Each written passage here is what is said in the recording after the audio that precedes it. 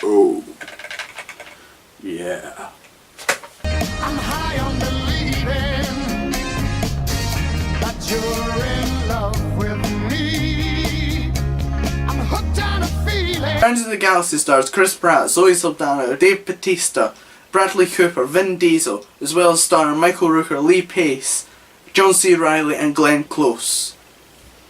And this is, for those of you who don't know instantly, if you've missed all the signs and everything, this is spoiler review. It's too late for just a spoiler-free review. If you want my instant opinion, just go see this film. Even if you're not a fan of Marvel, you'll love it.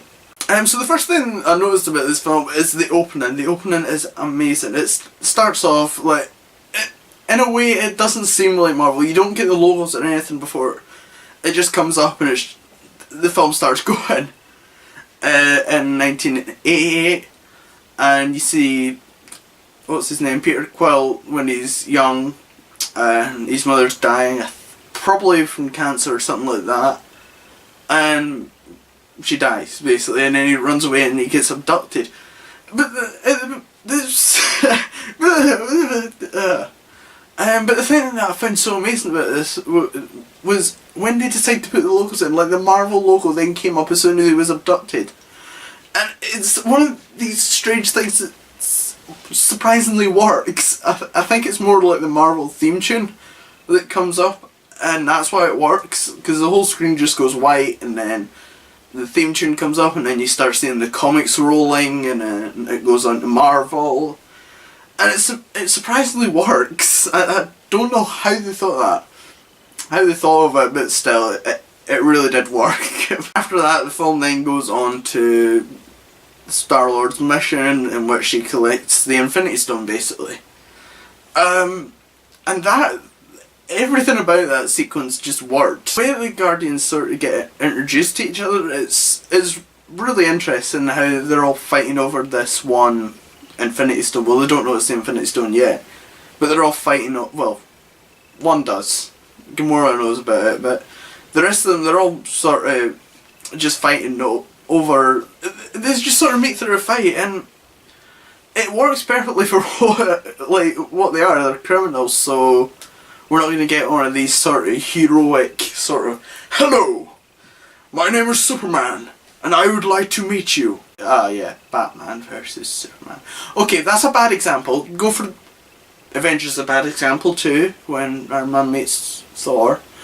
Captain America meets Iron Man. That started off fine. They just sort of went, Mr. Stark, Captain, or maybe it was the other way around, but you can see the difference. God, how many examples did I come away with? I got the right one. The thing about this is that the characters are introduced and they're developed, but they never feel underdeveloped, if you get what I mean. Like in the Avengers, I think it kind of puts the Avengers to shame in a way, considering the Avengers took five films to introduce all the characters. They required 2 films for Captain America, 1 film for Hulk, 1 film for Thor, and 1 film for Captain America. I said Captain America, so it required 2 films. I meant to say Iron Man. I think one of the best parts about this film though is Dave Bautista. He surprisingly does really well for a wrestler. And I think it's more like his comedic timing. The way that he plays the character, very literal. He tends to come away with the funniest jokes. Or, yeah, it makes you laugh a lot. And it's really entertaining. Like, the second time I watched it, I didn't find it as entertaining. For some reason, like, as soon as Dave Bautista or Drax came in, the whole film just sort of lightened up. It became a lot better. Like, even the scenes that he wasn't in, for some reason, it became better. I don't know, I think the opening was more like a first time watch sort of thing, but the rest of it's like amazing. I think it's just something that you need to watch out for when you watch it again, or if you watch it again. So let's actually move on to some of the more spoiler stuff. Like, the Collector the collector's scene, like, I really didn't expect, like, what happened. They come in, everything seems fine. I genuinely just thought they were going to walk off and leave it. The Infinity Stone, when he explains what it is and everything. But he leaves it open, he goes to pay them, and then his servant just sort of goes, "I will not be your slave anymore!" Grabs the Infinity Stone. She then just starts, like, her entire skin's like blowing up, and she explodes, and all this purple gas and powder, well, I'm not saying powder, but energy just goes, whoa, knocks it, like, it just takes away everything. Completely destroys the collector's collection. That scene was amazing. It caught me completely off guard, and it was executed perfectly. The only thing is, it did seem like rather quick. It did seem like it happened rather quickly, and I'm saying it happened perfectly, and yeah, I'm contradicting myself, but still, it did just happen really quickly. His slave's just like, "I don't want to be your slave." Boom. So okay, now she's gone. So they leave, and the Infinity Stone, they obviously can't leave it with the collector after all that. So they leave with Draxton gives Ron a message, tells him where to find him, and the stone and Gamora, and then that's when they attack, and then everything goes to hell. And that's a brilliant scene. That the only thing I found kind of strange is it's not really explained how the Ravengers managed to find Peter Quill. I don't know whether it's just a coincidence or they're just there.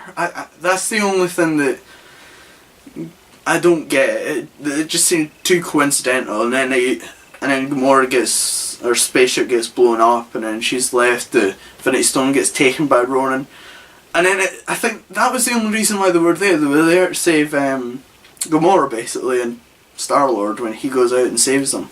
But then we continue on, and we get the big final battle in Xandar, and I'm surprised that I remember all these names. And that's an incredible battle. But then we move on.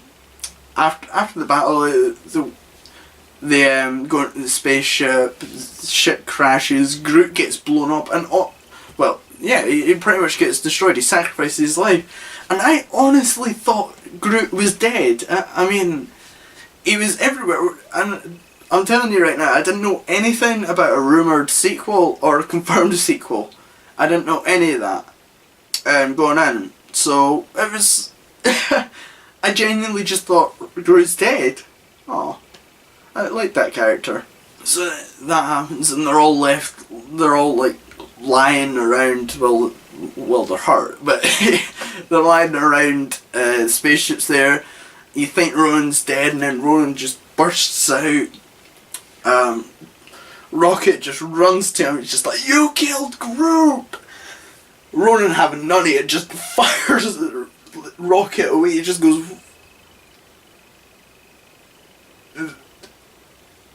That was unintentional. That's amazing. Yeah, but he fires Rocket away. Rocket goes slamming into the like a bit of metal and stuff.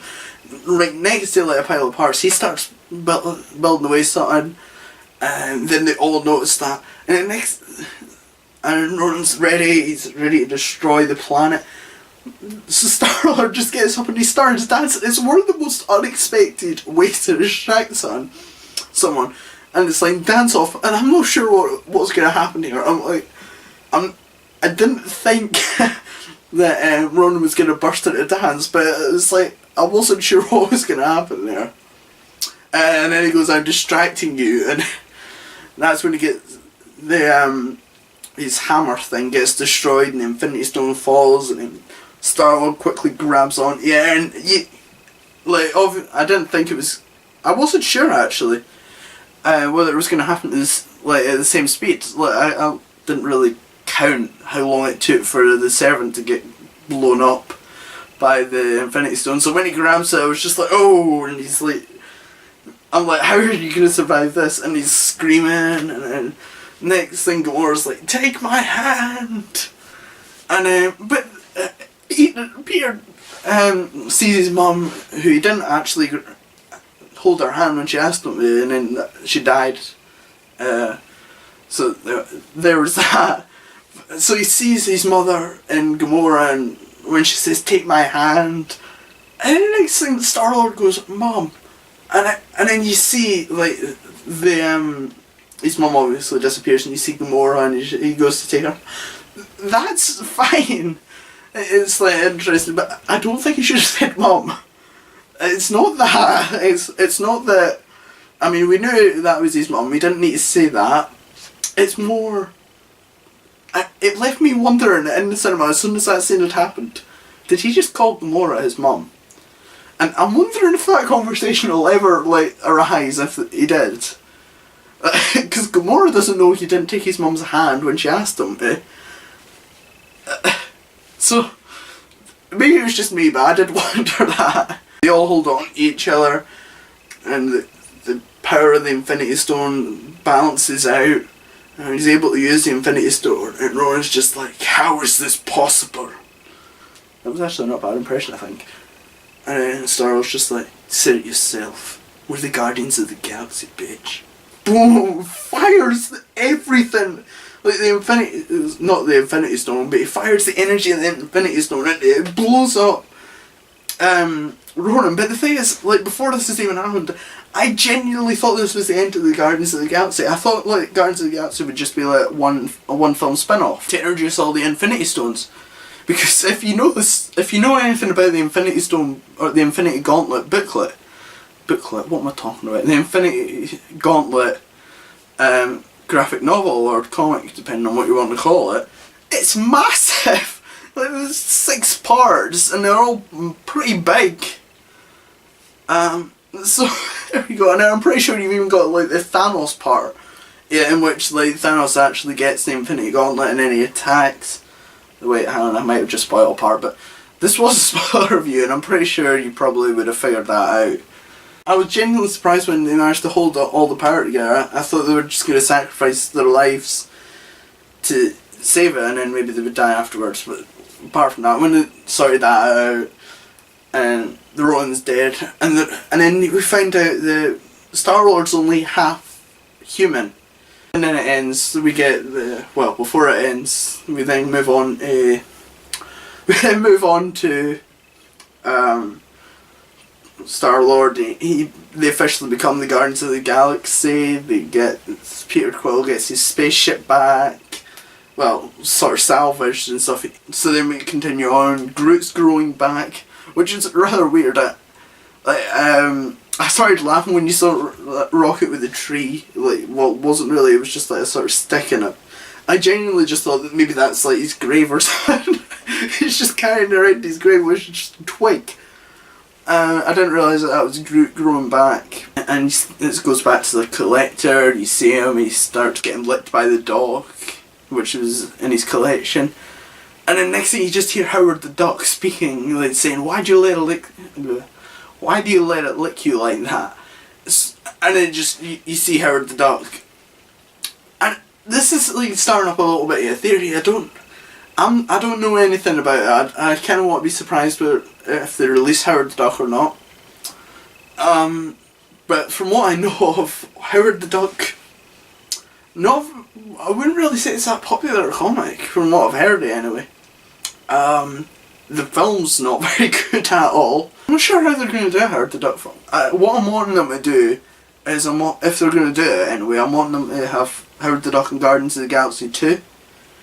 Maybe, like, the way that they introduced Black Widow. I wouldn't be surprised if Black Widow gets her own film at some point. But I think they'll introduce them that way. And I think that's probably the perfect way to go about it. Not just have, because of how popular Howard the Duck is, which I don't think is that popular, so... Then after we see him like in Guardians of the Galaxy, maybe he's actually pretty awesome. Not from what I've seen in Howard the Duck anyway. But maybe he'll be awesome, and they might do what Wesley Snipes done with Blade, in which they made him more. Like Blade was originally just basically one of these black stereotypes, and it was quickly cast aside, but then Wesley Snipes made it his own. That's one of the reasons why I don't actually want Blade to be remade. Never know how that might surprise me if they're going to bring it in. Part of me thinks it might just be a joke. It's just like a joke for people who knew Howard the Duck and knew how bad the character or the film was, and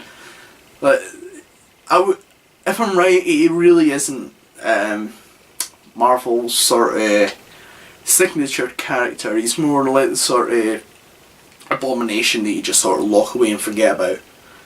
But for Marvel to just be like, yep, this is it. This is this thing here. I like that, because they even include them in Lego Marvel. Which, as you know, I'm pretty sure no kids will know who Lego Marvel is. It's just folk like me who just buy Lego games because they have nothing better to do with their lives than play games about kids' toys. As always, remember to like and subscribe.